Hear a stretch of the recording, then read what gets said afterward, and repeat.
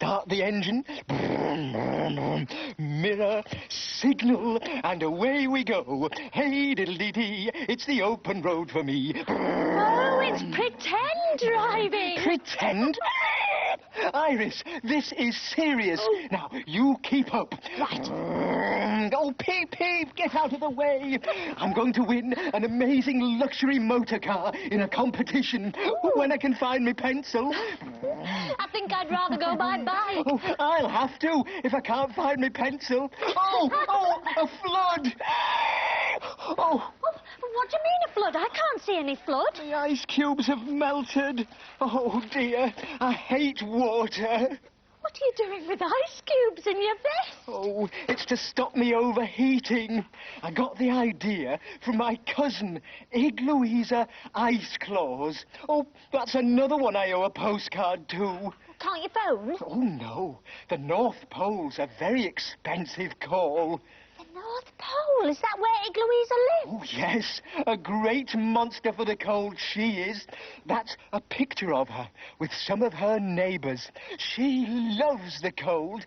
The icier, the better. She lives in a domed igloo house made of ice blocks and is a wonderful ice skater. Well, she learned to skate when she was on a fishing expedition and polar bears chased her. But after a while, all that snow and ice began to look a little bit boring.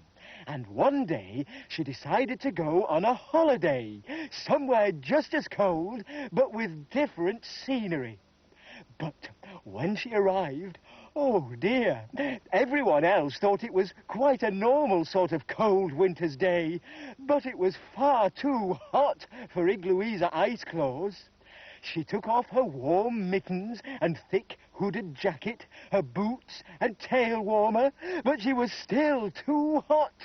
She decided to explore the town. Maybe she'd be able to find somewhere she'd be comfortable. Soon she found herself a lovely cool place to sit. But the owner of the deep freeze shop wasn't very pleased to find Louisa sitting on the frozen ice cream and fish fingers, and the sight of her made the other customers shiver. So she tried filling up a bath with ice cubes and putting ice cubes on strings around a headband, but they melted in no time. So she went into a big ice cream parlour and ordered every flavour they had. That helped a bit and was delicious, although it made her claws sticky. But the ices only cooled her for a little while, and when they melted, she was hot once more. Just when she was wishing she could go home again, it began to snow. She was so pleased and sighed with happiness as the children threw snowballs at her. Soon she looked like a big snow lady. But if Louisa Ice Claws was comfortably cold, everyone else was freezing. Some of the farmers were very worried about their sheep in the snow, and there seemed no hope for them until Louisa Ice Claws stepped forward and said she'd rescue them. The roads were closed, and the weather too bad for helicopters, but Louisa began to skate miles along the frozen canal to the edge of the meadow. There, she put tennis rackets on her claws to use as snowshoes and plodded across to where the sheep were trapped. She soon had them safe and pulled them to a barn where there was lots to eat. The farmers were very pleased, and so were the sheep. In the end, Louisa quite enjoyed the rest of her holiday, but was happy too when it was time to go back to the North Pole and all her friends. She'd enjoyed her hot, snowy holiday as a change, but oh, she was so glad to be back in all the sub-zero, freezingly icy weather. That's a great story, Claus.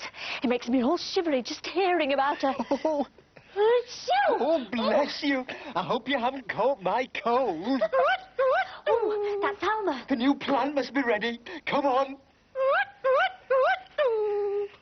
She says that the new plant is ready, and we can have it if we can answer her 3 questions correctly. Oh, let's be having them then, Alma.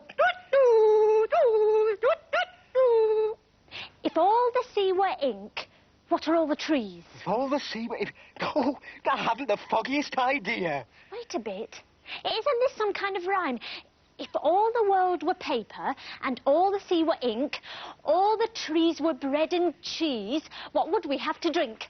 All the trees were bread and cheese, Alma. Oh, correct. A bread and cheese tree. I must get one. Question number 2, please, Alma. I sent a letter to my love. What happened? You missed the post? Oh, no, I remember. This is a game I used to play with my cousins when we were little monsters. Oh, an old-fashioned game. Yes, now, it goes, I wrote a letter to my love, and on the way I dropped it. Someone else has picked it up and put it in their pocket. That's what happened, Alma. Well remembered, Claus. Question number 3, please, Alma. What's the difference between an elephant and a postbox? I don't know. What is the difference between an elephant and a postbox? You don't know? Well, I shan't be sending you to post any of my letters. Correct.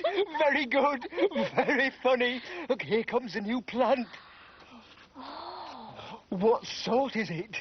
Well, it's got a beautiful box on it. Let's have a look, shall we? Oh.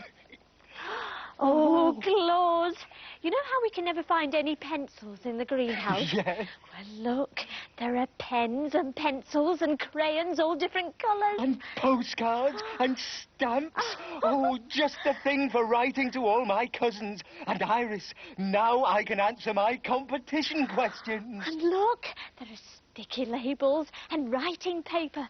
Special green paper with Greenclaws written on the top. It's a paper and pencil plant, that's what it is.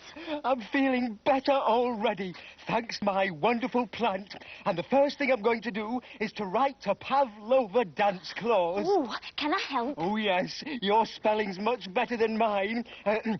Dear Cousin Pavlova, I hope that you are well.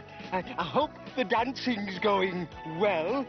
I've had a bit of a cold, but I'm quite well. Well, well, well.